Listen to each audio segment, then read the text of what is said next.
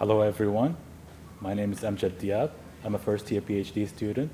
I'm working with Dr. Anka Ferke at the University of Texas at Austin. And today I'm going to present to you a study on the behavior of shear-critical UHPC beams using machine learning and finite element analysis. In this presentation, we'll start with a brief introduction on UHPC, and then we'll jump from that to talk about the tensile response of UHPC mixes and how we incorporated our machine learning algorithms to predict this tensile response. And then we're going to jump towards how we incorporated all the results from our machine learning algorithms in predicting the in our finite element analysis models. And we'll finalize with the conclusions we made so far from our study. First off, we'll talk about what is UHPC. We all know that UHPC is this novel concrete material that is based on the elimination of coarse aggregates and the incorporation of relatively high percentages of fiber reinforcements and supplementary cementitious materials, SCMs. Over the course of history, we can see how the industry focused on reducing the water-cement ratio in an effort to increase the compressive strength and, in turn, enhance the durability properties of concrete. We can see that reflecting on the microstructure of the concrete itself. As you can see here for UHPC, we can see the minimization of the interfacial transition zone and minimizing the harmful etching guides and calcium hydroxide materials. We can also see that in terms of particle packing. So we can see the enhanced particle packing for UHPC compared to the normal concrete, mainly due to the elimination of coarse aggregates and the incorporation of the finely graded silica fume. We can see all of that reflected on the mechanical properties of UHPC. For example, for the normal concrete, we have this softening behavior, but for UHPC, we have this ultra-high multilinear, dulinear compressive behavior for UHPC. This, accompanied with the enhanced Young modulus and the increased early compressive strength, facilitated the increasing the pre-stressing force for UHPC elements, and it facilitated reducing the pre-stressing losses for UHPC elements in general. We can also see that reflecting on the tensile behavior of UHPC. For example, for normal concrete, we have the brittle tensile behavior, or for fiber reinforced concrete in general, we have a softening behavior. Actually, for UHPC, we have a tensile stiffening behavior in general. This, accompanied with the post-cracking ductility due to the incorporation of fiber reinforcement, facilitated in reducing the cracking at the critical regions in beams or slabs made of UHPC in general. This facilitated constructing new UHPC elements that were not possible with conventional concrete. For example, the construction of the second generation of pipe bridge girders constructed by Dr. Graybiel with Federal Highway Administration. Of course, with new materials and new elements comes new complications. And the complication we addressed is the shear behavior of UHPC beams or girders. We can see that usually when we use UHPC and the elimination of transverse reinforcement and the ultra-high compressive strength, we saw that in the previous experimental programs showed that it's highly dependent on the tensile behavior of the mix incorporated in these elements. This created an additional set of complications for us because UHPC's tensile behavior is highly dependent on the constituents of the material itself. For example, we can have either a tension softening behavior, an elastic plastic behavior, or even a strain hardening behavior, as we mentioned earlier.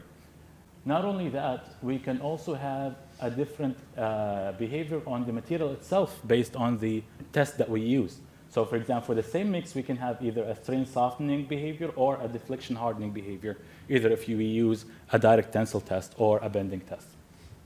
So that left us with a couple of questions. First off, how can we predict the behavior of the UHPC itself, and which test has consistent results that can actually convey what the tensile state for a beam under shear? Recent experimental programs concluded that the direct tensile test is the most accurate in describing the tensile state of concrete beams under shear. That left us with the question is, how can we evaluate this tensile strength? Obviously, we cannot use the conventional approach that were used with normal concrete, where we can calculate the tensile strength simply from the compressive strength of concrete, because there's a lot of constituents that have high effect on the tensile behavior, like fiber reinforcement, but it doesn't have that much of an effect on the compressive behavior. We also can't provide an equation based on fiber reinforcement alone, because we have another constituents that play a role in that, such as water-cement ratio, SCMs, sand to cement ratio.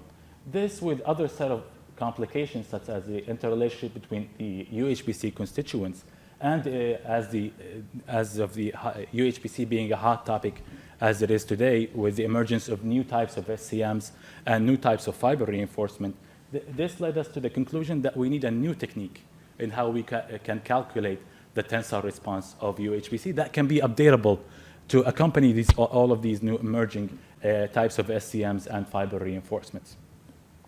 Lately, we can see the emergence of machine learning in terms of analyzing, mainly due to its ability to analyze complex relationships and map those interrelationships between the input parameters, and primarily due to it being updatable easily based on the database that it's fed to the learning of the machine learning itself.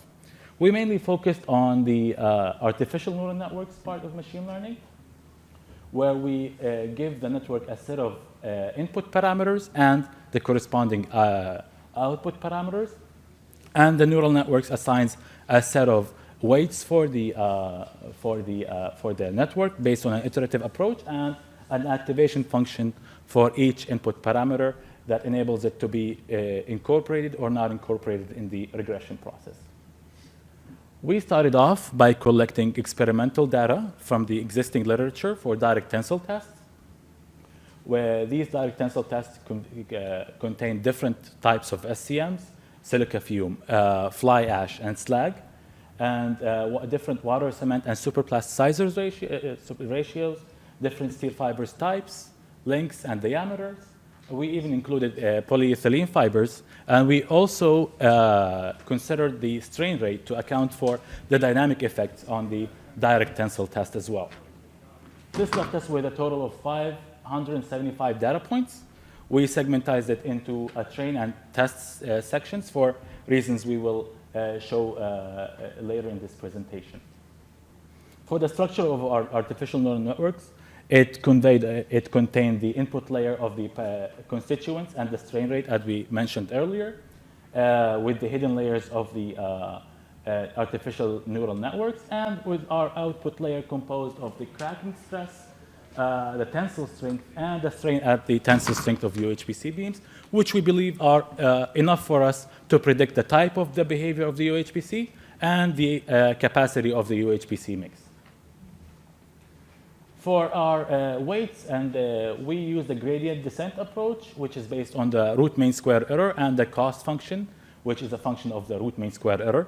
We use the derivative of that cost function in order to either increase or decrease the weight to reach the perfect fit for our regression process.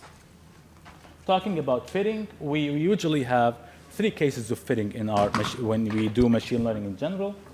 First off, the best case scenario, the perfect fit, where we train our algorithm with a certain set of data. It learns from it, and it can predict any other set of data. It's the perfect scenario. The other scenario is the underfitting, where we give the neural networks a set of data, but it cannot predict accurately the output parameters, mainly due to the lack of data points or the lack of parameters that we feed the network to predict the output layer. The last scenario, overfitting, is the most dangerous scenario, where we give the neural networks a set of data, it learns from it, and during the learning, it shows us that it's very accurate with an R-square of 0.9, 0.92, or 0.95, but actually when we give the network a new set of data points, it gives faulty results, because mainly it's overfitting the regression process for predicting a certain outcome. For avoiding overfitting, we mainly use data segmentation, as we mentioned earlier. So we provided the network with 75% of the data points that we collected, and we kept 25% of data away from the network, and we tested it afterwards to validate the accuracy of our artificial neural network, and we eliminated random data segmentation to avoid the trap of data leakage. For the results, as we can see here, when we compared the experimental results with our machine learning calculated results, we had good accuracy in terms of both training and testing databases for all of the cracking stresses, the ultimate tensile stresses, and the strain at peak tensile stresses. This helped us increasing our ability to model the beams that were tested in the literature, which was our main goal, because most of the beams that were in the literature did not report the direct tensile results, which were essential for us to model those beams. So we used our neural network results, and we fed them into our nonlinear finite element analysis formulations in order to predict the shear behavior of those beams. For our finite element analysis, we mainly use Vector 2, which relies on a secant-stiffness hybrid rotating crack approach, which is based on the disturbed stress field theory provided by Dr. Vecchio of the University of Toronto, which relies on the comparability requirements, the constitutive relationships, and equilibrium in terms of average and local stresses at a crack. For the behavioral models employed in this finite element software, we mainly relied on the default models for UHPC, which is also employed to normal concrete, except for some behavioral models that we had to change due to the nature of the UHPC itself. For example, for the compressive behavior, we can no longer depend on the default Hognestad parabola due to, as we mentioned, the linear behavior of UHPC. We found that Hashikuma's model is more accurate in predicting the entire compressive behavior of concrete. And obviously, for the tensile behavior, we did not rely on the default model in terms of the tensile softening approach. We provided the software with our own machine learning-based tensile behavior results. Our next step was validating our finite element analysis software. We achieved that by modeling a beam that already provided us with a direct tensile data. This beam was provided by Dr. Al-Hilu and Dr. Graybiel in the FHWA experimental program. And the results were promising for our finite element analysis in terms of predicting the shear capacity and the cracking pattern for the concrete beam that we modeled. This made us comfortable enough to move to the next step, which is modeling beams that we did not know the direct tensile data of. So we predicted the tensile data for those beams based on the mixes we use in these beams. Then we incorporated these results into our finite element analysis software. And as you can see here, we achieved good results in terms of also predicting the shear capacity and the deflection of the beams under shear loading.